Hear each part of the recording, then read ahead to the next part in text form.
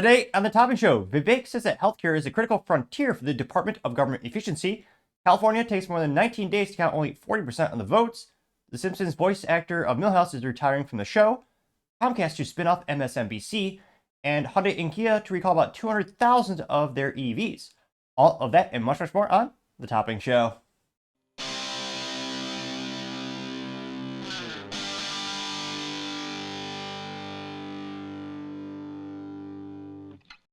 Thank you, everyone, for taking the time to tune in today. Today's episode of the Topping Show is proudly sponsored by Topping Technologies. Topping Technologies is an IT value-added reseller and services company with a special proficiency IT security. Heck, I see their founder at least twice a day. I say he's quite handsome and brilliant. He's me, you see, that's the joke. If you're an IT leader or a business owner, you can reach out to the team at sales@toppingtechnologies.com. Also, still giving away a free Flamethrower with every IT purchase. Go to toppingtechnologies.com and click the Flamethrower button to learn more. Lastly, trying to get to 4,000 subscribers by the end of the month. So if you can click that button and tell your friends, I would greatly appreciate it. Now, going over to the business part of the podcast, you have Comcast to spin off MSNBC as their ratings crater worse than a Boeing airplane. Well, perhaps not that bad, very few things do.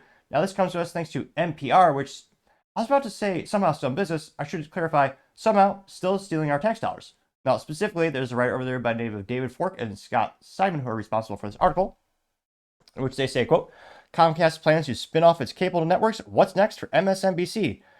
Good question. Who would buy a dying media company with rudimentary talent? The government? Well, no. I mean, Vivek and Elon are supposed to make the government more efficient, so they're not going to buy them out. Now, going into the article, they say, quote, Comcast is a massive conglomerate that provides broadband services, most of the time, except when there's outages, operates theme parks, and a media company that includes NBC and affiliated properties. Now Comcast is spinning off almost all of its cable TV channels to a separate entity that includes the liberal news channel MSNBC, which I'm surprised NPR is being so transparent. We're actually admitting that MSNBC is just a leftist brainwashing thing. Never forget, thanks to Louder, Crowder, and the Mug Club, they actually had an undercover reporter, investigator, have someone from MSNBC, a producer, admit, oh yeah, we actually make our audiences dumber and viscerally angry at Republicans. And also, we're trying to push the Harris campaign as far as much as we can. Yeah, MSNBC. Ooh, that'd be a good poll question. Or let me know in the comments. What's worse? You're stuck in hell. What would be the worst torture? We have to watch CNN all day long or MSNBC? Either way, it's going to be a rough eternity. Ooh, that might, I don't know. I don't know if even the devil's that evil. Yellow, ooh, I can't imagine having to watch The View. Don't get me started. Now, they say, quote, just as President Trump enters the White House for a second time, NPR media correspondent David Fortenfolk joins us. He says, let me ask you first to talk about the condition of MSNBC because Fox won the last ratings period with 69% of the total cable audience. How the heck? I'm pretty impressed because, again, Fox has been deteriorating in quality for years. Me, especially ever since they fired Tucker Carlson. You notice that MSNBC just has only 487,000 total viewers, which can they break even on that consumer point? Because again, they have a lot of overhead. They have massive expensive studios, massive expensive equipment. They pay their people that work there probably way too much in terms of people in front of the camera. But yeah, I don't know if you could sustain that business on that level of audience. Which, man, I don't know if that's even possible.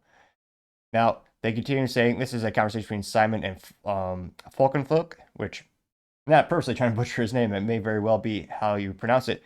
He said, quote, well, this is Falkenfluk, says, well, ahead is a real question. How does MSNBC construct itself as it disentangles, as it consciously disengages from NBC News, and what sort of its parent?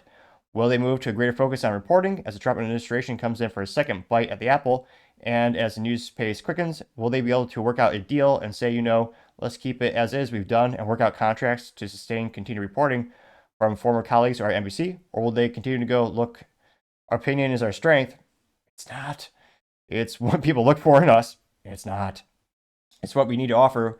We can bring voices from the outside, as we do during our most heavily opinionated shows from, say, 4 p.m. on in the morning, and really not spend much money on the harder work of the done being reporting, which yeah, I have no idea how they're actually going to stay. I don't know how the business will stay afloat. They are one of the most rudimentary news networks out there. And granted, they admit to dumbing down their audience. Granted, there's still those people out there, but even then, I think are wising up these days to how ridiculously poor quality MSNBC. So it's for sale. I don't know who the hell's going to buy it. I mean, Elon joked that maybe he should buy it, but I mean, it's not a respected property by majority of people that aren't tuning in already. They don't really respect it. Yet alone, I don't know if they'd be willing to pay for it, like an MSNBC Plus subscription or whatever they call those things these days. I'm sure they already have one. We just don't know about it because their marketing is terrible. But yeah, let me know. Do you know, is there any benefit to buying it? I mean, it's not like you're buying a prestigious brand that's respected by most. I can't fathom how they should make a profit going forward, but let me know what your thoughts are, because as always, it'll be fascinating to hear what you have to say. Now, going over to the Cultural Part podcast, you have the Simpsons Milhouse voice actress is stepping away from the show. And before we get into the article, I thought it'd be cool to look at and specifically, the voice actress's name is Pamela Huygen. And before we dive into the article, I thought it'd be good to just look at a little quick minute-and-a-half summary of some of her work on The Simpsons, which, I mean, culturally used to be the pinnacle of Fox. That's probably one of the few good things Fox ever did in their tenure of existence, was they had The Simpsons, which used to be pretty culturally significant. Nowadays, I think a lot of people forget, oh yeah, they're still around? They make new episodes? I don't think a lot of people have. I don't think a lot of people realize. I think South Park is really the only long-term successful cartoon that's adapted with the times in terms of being culturally relevant. Though, if you think differently, of course, let me know in comments. Here. Yeah, another reason to watch on Rumble, because they won't strip out the music if this is on YouTube and they do that. But I partially digress. I'm Pamela Hayden. Hi. Wow, cool! I do Jimbo Jones, one of the boys. Don't mess with me. I'm Rob and sometimes Todd. And my main guy is Milhouse. This is where I come to cry. Way to drink, Poindexter! People come up to me and they quote Milhouse lines. I've said Jiminy Jilliker so many times the words have lost all meaning. People are always saying what a nerd he is. What's up? But one thing that I love about Milhouse is he's always getting knocked down, but he keeps getting up. I'm never giving up. Here he is. Not again! I love the little guy. It's this wonderful analogy for life. You put your glasses back on and you go on. Oh, Milhouse. Everything's coming up Milhouse. Who knew that it would ever become this phenomenon?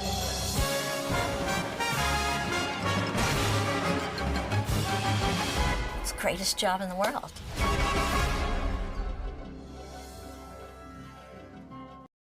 And yeah, I still can't believe she stepped away from the show. We're going to an actual article here. Let me pull it up really quick here. This comes to us thanks to BBC, and apologies, there we go. Specifically, credited to the writer Stephen McCosh. It says, quote, Milhouse voice actress retires from The Simpsons. Say, quote, Pamela Hayden, the actress who voiced Simpsons character Milhouse, has announced her retirement from the show. Hayden has worked with the U.S. animation series since 1989 and appeared in nearly 700 episodes. Where here you see the little animation of Milhouse right there. Now, they say, quote, in a statement from 70-year-old Hayden, quote, the time has come for me to hang up my microphone. It's been an honor and a joy to have worked with such a funny, witty, and groundbreaking show. I'll always have a special place for it in my heart for the blue-haired 10-year-old boy with glasses. Unquote. Oh, really? I still can't believe they're doing this. Producers plan to recast the role in coming months, which, I guess Rick and Morty kind of did that when they forced their founder out of the show, or co-founder out of the show after the false allegations. But, yeah, again, I don't know how many people are tuning into The Simpsons. Maybe 18 people left. Kidding, maybe 19. But usually when you recast voice actors, it kind of kills the show. Like, remember, back in the day, there used to be a popular show on Cartoon Network called Squidbillies? About hillbillies who were squids, which, again, doesn't make sense because they wouldn't survive on water, but I partially digress. They did a voice actor change in the main character of the show, and the ratings just crashed so bad that it eventually got canceled. Now, as it goes, Milton Van Houten had been a popular recurring character on the sitcom for nearly 35 years, Bart's best friend. He is shy in nature, easily influenced by Bart's mischievous ideas, and regularly targeted by bullies. This is a BBC. I don't think they're probably too nice. They're not going to say how he's a simp for Lisa or how she constantly teases him on the show. And yeah, I mean, kind of cliche. You always, kind of, Hollywood, you want the nice guy to get the girl at the end. I mean, I don't think The Simpsons will ever end, but I think that's what some people are cheering for.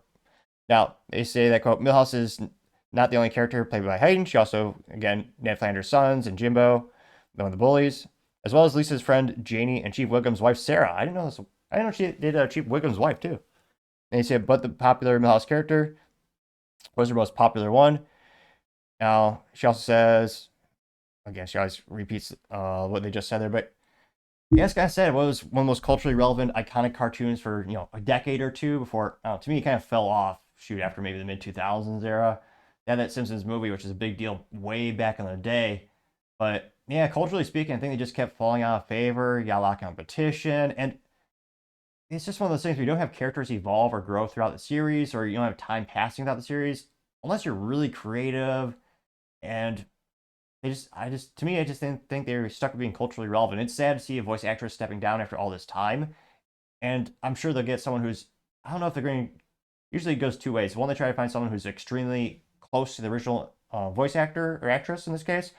Or other times, I don't know. I mean, in some shows, they almost pretend like the actor, the cartoon character, has like a voice issue or like, trying to think of a good example in which they had like an instance where, oh yeah, they got choking on something. Then they have some rudimentary reasoning of why the voice changed, which no one really buys. But it'll be interesting to see what direction they go from that in The Simpsons. But I mean, let me know. Do you know anyone who actively watches The Simpsons to this day?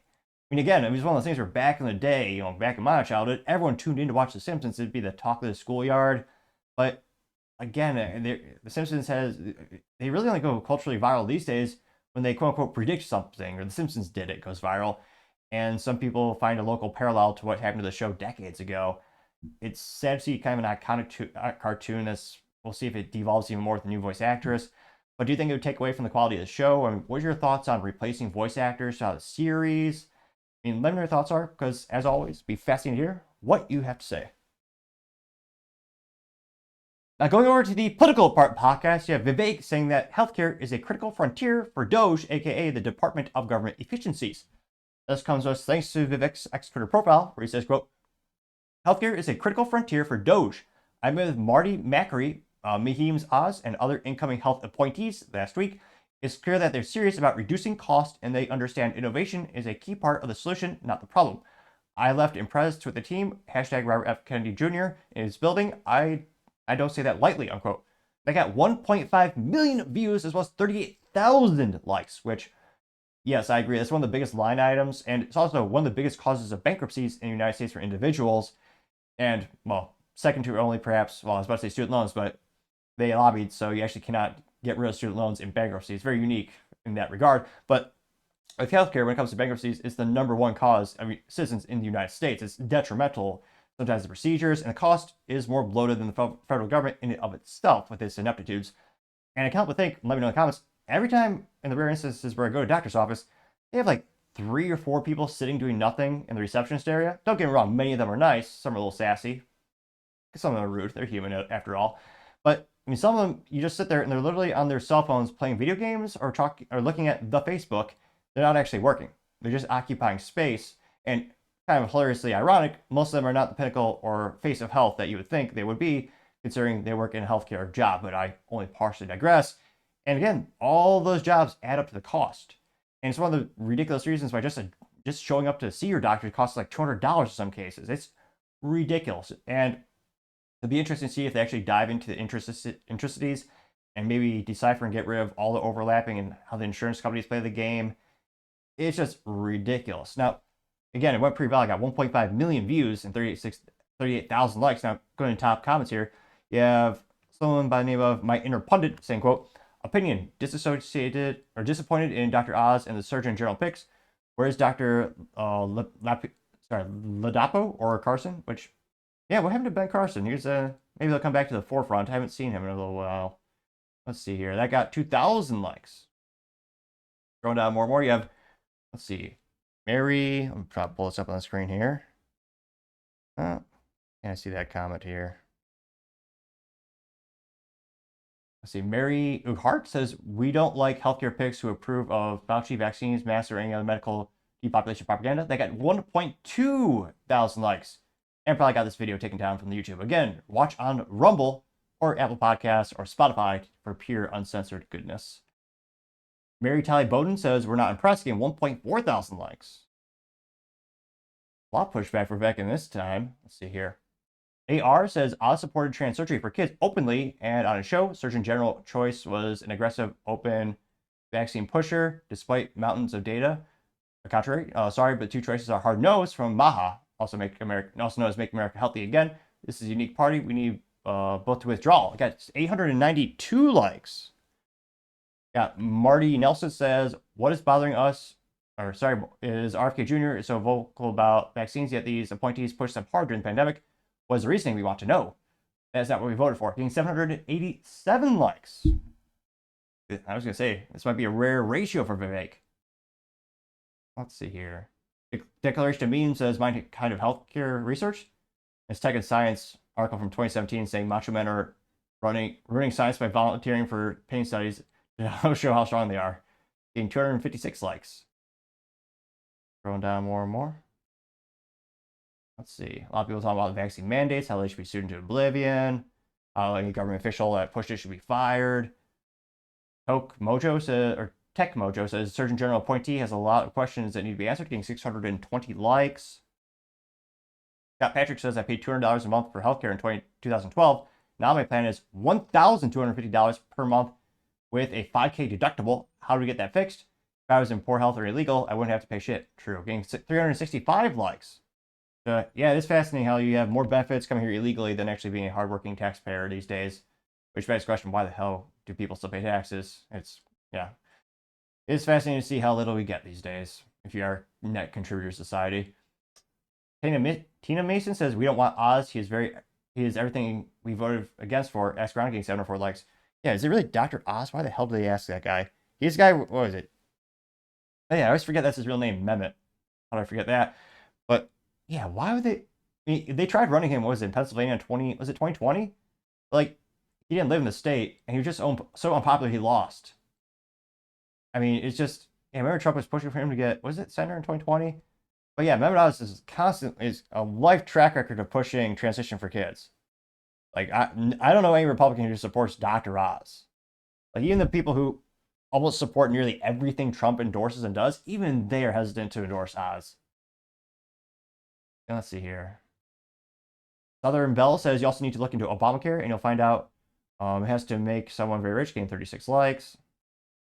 And a lot of people comparing their premiums going up for the past decades, which, yeah, and that's far outpacing inflation. Again, that one guy's like, what was it, $300, or $250 to $1,250? It's insanity. Yeah, the biggest lie ever was Obama. You'll get to keep your doctor and your costs won't go up with Obamacare. Yeah, and yet people are so mentally vacuous. They supported it, they endorsed it. And again, just like most government handouts and subsidies, once you start giving people free stuff, it's hard to stop.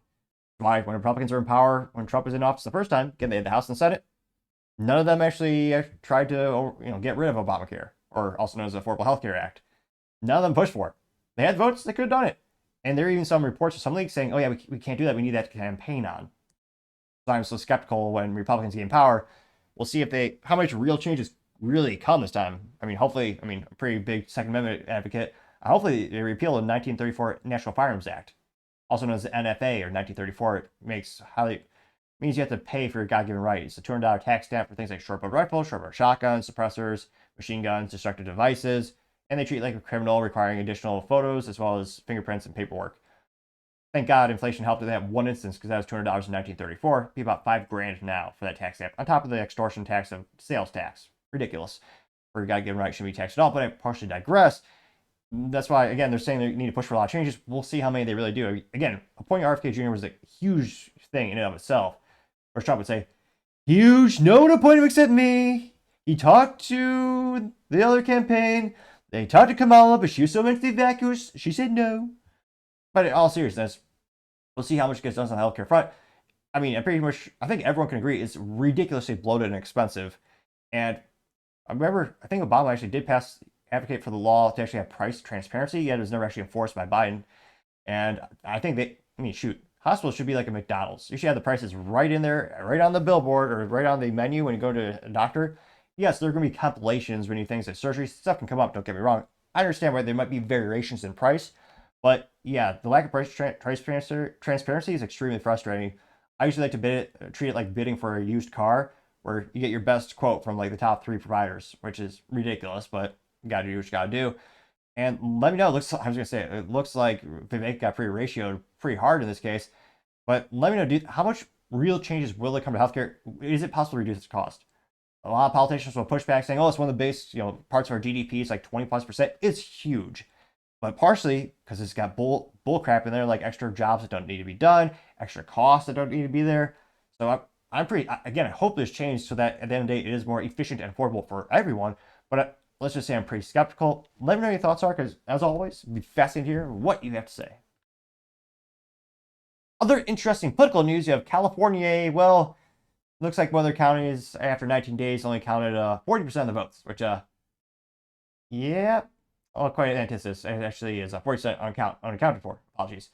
Still quite inefficient and either corrupt or moronic. I can't decide which one. It is California. Maybe it's a little bit of both. Now, this comes to us thanks to End Wokeness, in which he says, quote, Lake County, California has about 25,000 ballots total. 19 days later, 40% is uncounted, which perhaps they are inebriated, because I know they do enjoy their illicit substances over in California. Maybe they are inebriated by smoking things and drinking things and what have you.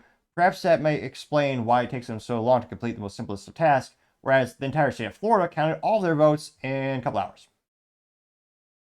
Perhaps it's just a juxtaposition of the two work ethics.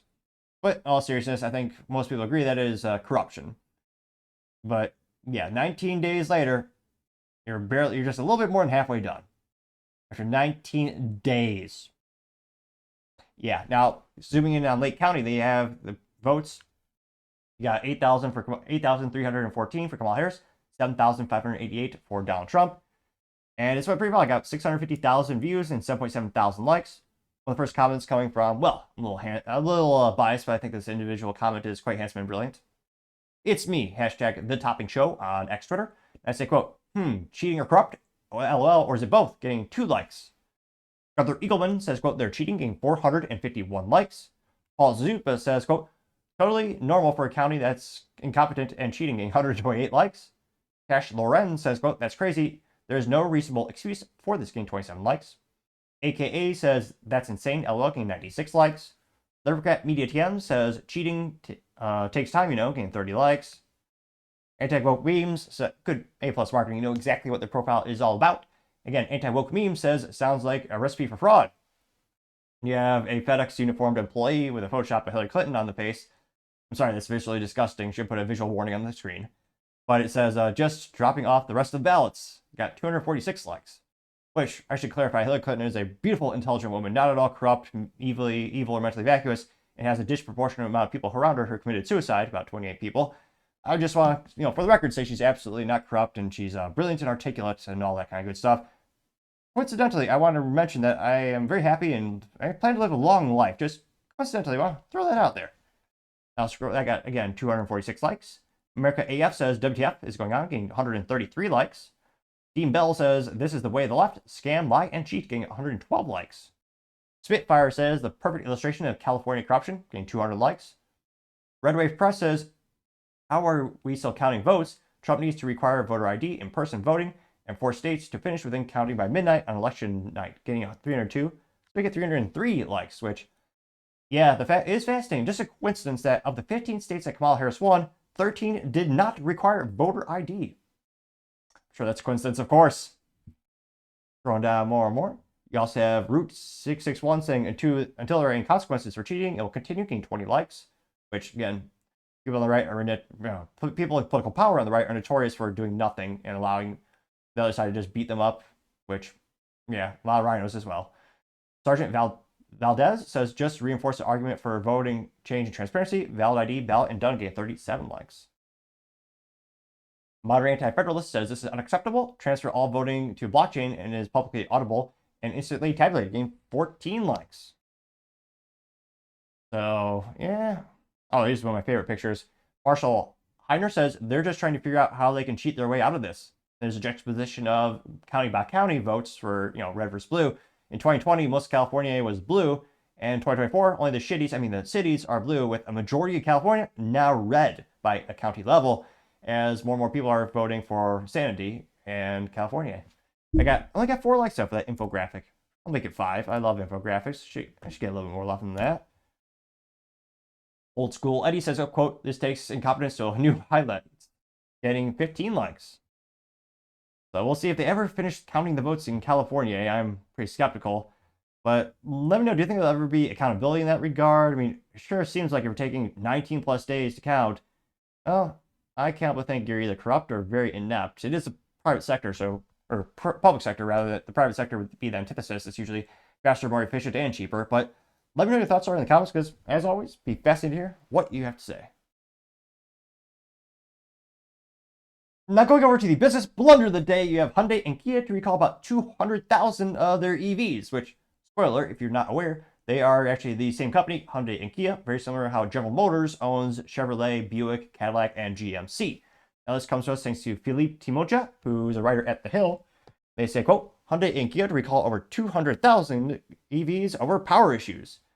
Here you can see the, to me, bastardized newish Kia logo, which looks so modern. Unless you know what it is, you have no idea what it is. Kind of like the Hewlett-Packard logo, which is just like 4 straight lines, which, again, unless you already know it, no one's going to have any idea what the hell it stands for, but I only partially digress. Now they say, quote, "Hyundai and Kia announced this week to have recalls for more than 200,000 EVs due to a loss of power that can, of course, they have to clarify this, a loss of power can increase the risk of a crash, according to the National Highway Traffic and Safety Administration," which, pure government speak. You have to be quite literal. Hyundai's recall encompasses over 145,000 cars, including some of the Ioniq 5 and Ioniq 6 EVs, along with the Genesis GV60, Genesis GV70, and Genesis G80. Though not the Sega Genesis. Video game pun, hopefully. It's going to break my heart if you don't know what a Sega Genesis is, folks. It's not. The joke is, back in the day, it was an electronic video game console, not a car. I digress though.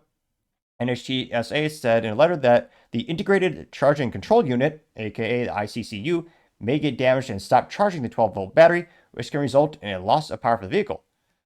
The dealers will update the ICCU software. They will also inspect the units and fuses, replacing the parts if necessary. The owners can expect to be notified on January 17th, 2025, or just tune into the show where we usually cover automotive recalls a couple weeks or months before you get those slow snail mails in the actual mail. Now, I noted that Kia is recalling over 62,000 EV6 models over similar issues per the administration. The owners will be contacted through mail starting December 13th. They also know that in June, Kia recalled more than 460,000 Telluride SUVs over potential fire risk. The vehicle's front power seat motor could overheat, causing a stuck seat knob. Heaven forbid. Yeah. They also know that the companies have recalled over 3.4 million vehicles this year. In September, on the risk of an engine compartment fire, which, I was going to say, these Hyundais and Kias are starting to sound like really hot places to be with all these issues with fires in the vehicles. And again, for decades, they've been the butt of a lot of jokes. I mean, Jay Leno famously compared the companies to being less reliable than just shoving a bobsled down the hill. And yeah, they've made huge strides thanks to German engineering. I'm only partially kidding, but I am, not that far off, because they actually had German leadership from German automobile companies go to Hyundai and Kia, and that's why you see a lot of similarities between them and the German vehicles. I mean, they've come leaps and bounds in terms of improving an automotive brand and quality throughout the past 20 years. I think they've had the biggest percentage increase. So they've come a long way. But again, they still have people who will knock them for not being as reliable as a Toyota or Honda, and have even more issues. And again, they are one of the leaders on EV. And again, it's not financial advice. They're pretty good. Their stock almost doubled the past couple of years or more, and they're one of the largest EV battery manufacturers. A lot of people don't realize that. They're really pushing to that come to their brand. Personally, not a big fan of EVs. My cars always have 3 pedals, also known as manual transmission. But again, that's the direction they want to go. To have more and more issues with what they want to be the core product line. Shoot, I gotta say, Kia and Hyundai, that is certainly the business blunder of the day. Thank you, everyone, for taking the time to tune in today. Again, trying to get to 4,000 subscribers by the end of the month, so if you can click that button, I would greatly appreciate it. Also, give me a thumbs up, thumbs down, or comment. It's a great way to give me some additional feedback, letting me know how I can make the show better and better. Lastly, don't forget to take time to tell your family, tell your friends, tell your coworkers, heck, tell your enemies, tell anyone and everyone. Just stay safe, fight the good fight.